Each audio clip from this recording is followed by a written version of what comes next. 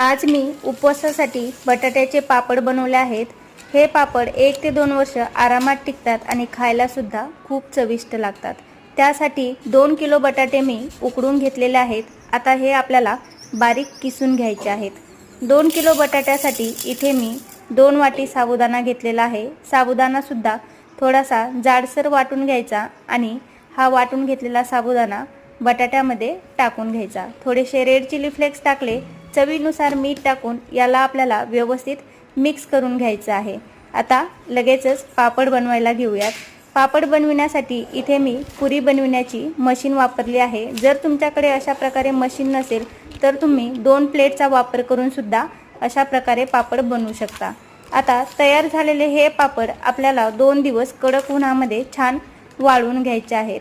तर तुम्ही सुद्धा अशा प्रकारे उपवासाचे पापड नक्की करून पहा। Thank you.